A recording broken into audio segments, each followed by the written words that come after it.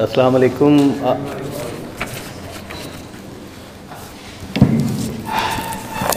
इतनी सारी बातें करने को दिल चाहता है, लेकिन चंद एक बातें आपकी इजाज़त से मैं ज़रूर करूँगा, क्योंकि ज़ाहिर है जिस शहर में पैदा हुए, जहाँ पले बढ़े, जहाँ से लिखना सीखा, तो उस धरती पर खड़े होके तो कई दिन बोला जा सकता है, दिन रात बोला जा सकता है। तो सबसे पहले तो मैं हल्का अरबाब ज़ौक़ का शुक्रिया अदा करता हूँ कि बहुत अरसे बाद उन्होंने ये मौका फराहम किया कि बहुत से देरीना दोस्त बहुत अरसे बाद मिले और उनसे मिलके जो खुशी होती है उसका अंदाज़ा किया जा सकता है। अगर मैं नाम लेना शुरू करूँगा तो एक तवील फहरिस्त है, यहाँ से शुरू होके अली ज़रियून साहब से और खुर्रम अलीम तक। तो अरशद अजीज़ साहब, आपका, बाबर साहब, बहुत बहुत शुक्रिया कि ये वो प्लेटफॉर्म है, ऐसे लगता है जैसे घर में ये मजलिस हो रही है, महफिल हो रही है। खुर्रम ने बहुत शानदार बातें की, वो लड़कपन की बातें याद दिला दी, ख़ास तौर पे जब आपने जावेद अनवर की बात की। तो लायलपुर तो एक खैर दबिस्तान है, हमारा पंजाब मेडिकल कॉलेज भी एक दबिस्तान की ही हैसियत रखता था, और इनके गवाहों में हमारे सीनियर शायर क़य्यूम नासिर साहब भी इसकी गवाही देंगे, और नासिर मजीद साहब भी जानते हैं कि वहाँ बहुत एक डॉक्टरों का एक ग्रुप था जो कि मकसूद वफ़ा को पता है कि जावेद अनवर थे, इसी तरह साकिब नदीम और नसब लिखने वाला अब्दाल बेला भी वहीं पे थे, और इफ्तिखार फैसल वहाँ थे। तो ये एक नॉस्टैल्जिया हो रहा है पुरानी बातें याद करके। प्रोफेसर माजिद साहब का बड़ा मशकूर, उन्होंने बड़ी मोहब्बत से बातें की मेरे बारे में, खुश रहें वो। सलीम मिर्ज़ा साहब इतनी दूर से तशरीफ़ लाए, मैं देख के बहुत खुशी हुई, उनका आना हमारे लिए बाइस इज़्ज़त है। तारिक हाशमी साहब, आप का बड़ा बहुत ममनून हूँ, आपकी चंद एक बातों का अगर आप इजाज़त दें तो उस सिलसिले में मैं बात करना चाहता हूँ। असल में आपने बिल्कुल बजा फरमाया कि ये आपके आने से पहले बातें हो रही थी कि इडियोसिंक्रेसीज होती हैं, आपको पता है हर बंदे का अपना मसला मसाइल है, कुछ लोग इसका इजहार नहीं करते, मैं कर देता हूँ। मसलन ये है कि बिल्कुल ये बात बजा है कि मैं नक्कादों से मैं बहुत चलता हूँ, मतलब मुझे वो अच्छे नहीं लगते, लेकिन मैं आपको बताता हूँ, मादूदे चंद भी मैं साथ कहा करता हूँ। एक्सेप्शंस होती हैं, हर जगह एक्सेप्शंस होती हैं। मसलन आप तख्लीक कार हैं, आप सिर्फ नक्काद नहीं हैं। इसी तरह शमसुर रहमान फारूकी जो थे, इस पाए के नक्काद चूँकि बहुत कम हैं हमारे यहाँ, और इसलिए और अक्सर हमारे जो नक्काद हैं वो इम्पोर्टेड एक आइडिया जो है वो लेके आते हैं, सहर लंगारी करते हैं और वो उसको मुंतबिक करने की कोशिश करते हैं हमारे फ़न के ऊपर। हालांकि मेरे ख्याल में मैं उस तरह मरबूत नहीं बोल सकता जैसे कि आप लिखते हैं, लेकिन मैं अपने दिल की बात आपसे कर रहा हूँ। मेरे ख्याल में हमारी जो सकाफ़त है या हमारा जो कल्चर है वो बिल्कुल मुख्तलिफ है। हमारा क्लॉक मुख्तलिफ है, हमारा क्लॉक या स्लो चलता है या तेज़ चलता है, ये उस क्लॉक की तरह नहीं है जो यूरोप का है। चुनाचे वहाँ से उठा के अगर मॉडर्निज्म और पोस्ट मॉडर्निज्म को अगर आप मुंतबिक करेंगे हमारे हालात पे, तो वो कैसे हो सकता है, आप मुझे बताइए। नहीं हो सकता। देखिए, अच्छा, इसी तरह ये जो हम जदलियाती या डायलैक्टिकल थियरीज पेश करते हैं, ये एकेडमिकली या नसाबी तौर पे तो बड़ी शानदार हैं, इसमें पर्चा देने के लिए बहुत अच्छी हैं, लेकिन हकीकत में ये कहाँ स्टैंड करती है देखना तो ये पड़ेगा। अभी आप देखिए कि फ्यूडलिज्म था और फलां था और फिर सनती इनकलाब आया और उसके बाद नौआबादियाती दौर से होता हुआ, इस तरह की बातें मुसलसल होती रहती हैं। और फिर कहते हैं जी कि अभी हम जो नज़्म लिख रहे हैं वो इस तरह की होनी चाहिए और ये फ़लाँ होनी चाहिए और फ़लाँ। सवाल ये पैदा होता है कि हम यहाँ पे जो हमारी सकाफ़त है, आप में से बहुत सारे लोगों ने देखा होगा कि हमारे यहाँ तो गार का दौर भी मौजूद है। हसन अब्दाल में जाएँ, लोग अभी गारे में रह रहे हैं। फ्यूडलिज्म तो बाद में आता है, ठीक है ना।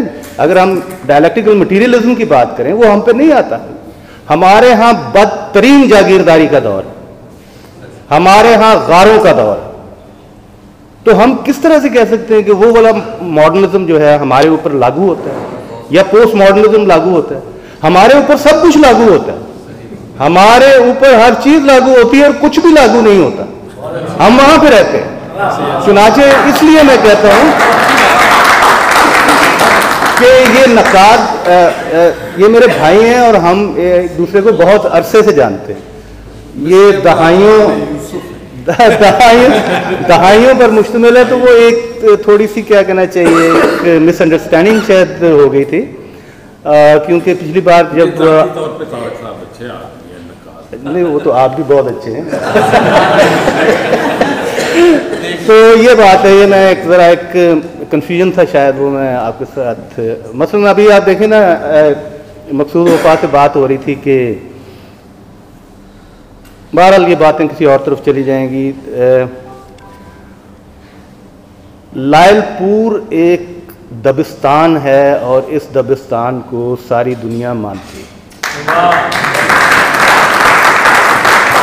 इस शहर की मट्टी मर्दम खेज है, जरखेज है, और हालांकि क्या है, कुछ 1.25 साल हुआ है ज़्यादा से ज़्यादा इस शहर को बने हुए, लेकिन इस 125 साल में ऐसे ऐसे नाबगे यहाँ पे आए कि जिनमें से बहुत सारे लोग फरामोश किए जा चुके हैं, लेकिन वो होंगे नहीं, क्योंकि खूने जिगर से जो लिखा जाता है वो फरामोश नहीं किया जाता।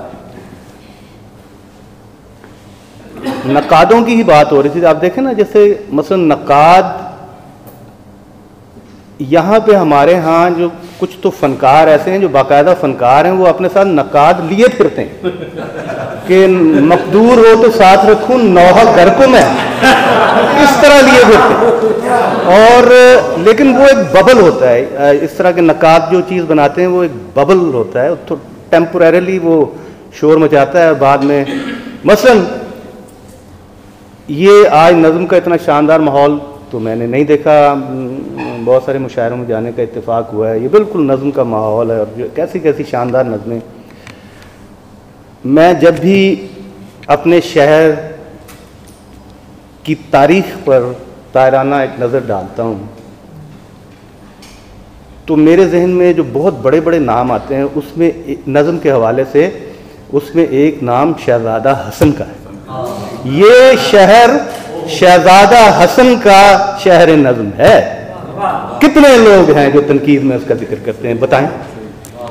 बहुत कम है, बहुत कम।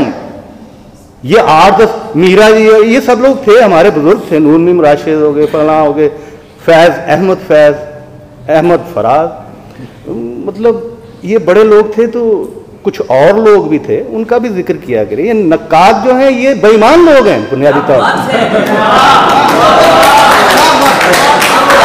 ये लोग नक्कादों से डरते हैं, ये बदमाश हैं, ये टेररिस्ट हैं, ये दहशतगर्द। तो मेरा इस बारे में कॉन्सेप्ट जो है वो बड़ा क्लियर है।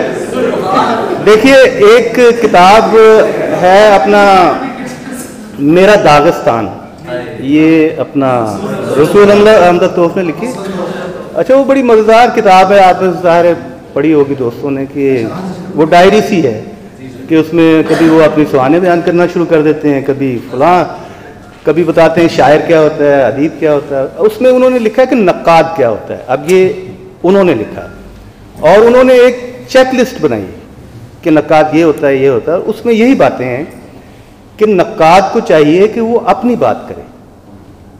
नक्काद से ये पूछना चाहिए कि अच्छा आप कहते हैं फलाने ये कहा, फलाने ये, आपने क्या कहा, आप बताइए आपने क्या कहा। एक चीज़। और दूसरा ये कि नक्काद जो है वो एक मुर्गे बादनुमा की तरह घूम नहीं जाना चाहिए उसे हर झोंके के साथ, तो कायम भी रहना चाहिए ना अपनी बात। तो इस तरह की बातें हैं, चुनाचे इस वजह से आप यकीन कीजिए मुझे तो नक्कादों से नफरत है। और मादूदे चंद, फिर वही बात, एक्सेप्शंस होती हैं हर जगह, ये कोई अच्छे लोग नहीं हैं।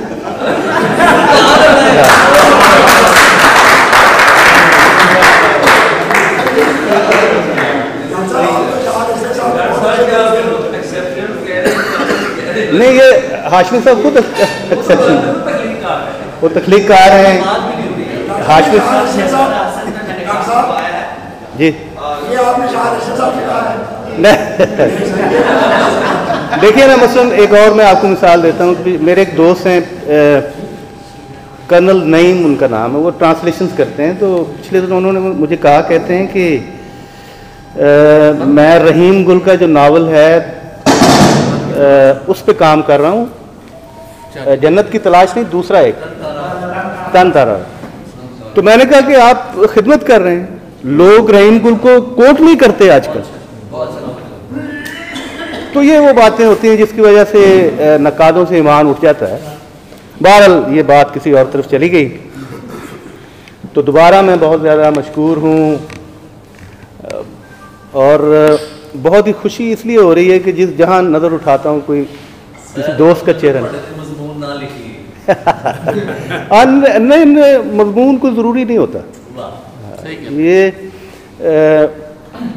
फिर मैं वही कहूँगा कि तारिक हाशमी साहब की बात मैं नहीं कर रहा हूँ, ये मजमून लिखने वाले लोग जो हैं ये फजूल लोग हैं।